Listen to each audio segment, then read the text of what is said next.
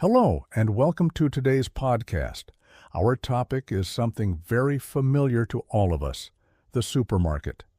At first glance, going to the supermarket might seem like a very simple, everyday activity. We go there to buy bread, milk, vegetables, or perhaps some cleaning products. However, if we look a little closer, supermarkets can tell us a lot about our society, our economy, and even our values. When I enter a supermarket, the first thing I notice is how carefully everything is organized. Fresh fruit and vegetables are usually placed at the entrance. Why? Because they give us a feeling of health, freshness, and abundance. Psychologists say that this creates a positive impression, and we are more likely to buy more items. This shows us that supermarkets are not just shops. They are also designed experiences. Another interesting point is how supermarkets use marketing strategies. For example, buy one, get one free. Deals make us feel like we are saving money, but in reality, we often buy more than we need, and sometimes the extra food ends up in the trash. The same goes for discounts. A big red sign that says "sale" can influence us emotionally, even if the actual difference in price is very small. Supermarkets also reflect cultural trends. A few years ago, organic products were hard to find and very expensive. Today, many supermarkets have special sections for organic and eco-friendly items. This shows a growing awareness of health and sustainability. At the same time, supermarkets offer ready-made meals, frozen pizzas, and snacks because our modern lifestyle is fast and many people don't have time to cook. However, there are also some negative aspects. Supermarkets can contribute to overconsumption and food waste.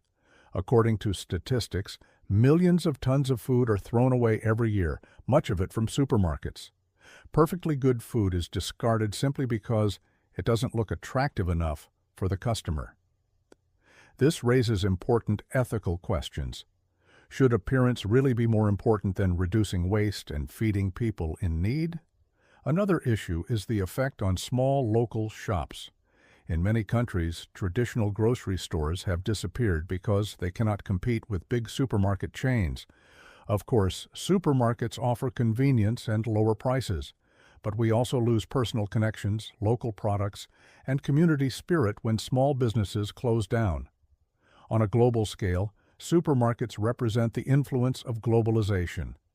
You can find bananas from Ecuador, coffee from Brazil, and cheese from France, all in the same place.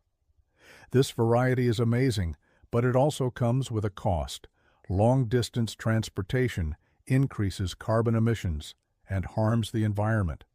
Once again, we face a dilemma between convenience and sustainability. So what can we do as consumers? First, we can plan our shopping more carefully, making a list and buying only what we really need. Second, we can support local farmers' markets whenever possible. Third, we can pay attention to product labels, not only the price, but also the origin and the environmental impact. By making small but conscious choices, we can influence supermarkets because they always respond to customer demand. In conclusion, the supermarket is much more than a place where we buy groceries. It is a mirror of our daily habits, our cultural preferences, and our economic system. Next time you walk into a supermarket, take a moment to observe the layout, the products, the promotions. Think about what they say about you, about your society, and about the world we live in. Thank you for listening to today's episode. I hope this gives you a new perspective on a very ordinary place. Remember, even the most common activities, like shopping, can teach us important lessons if we look at them closely.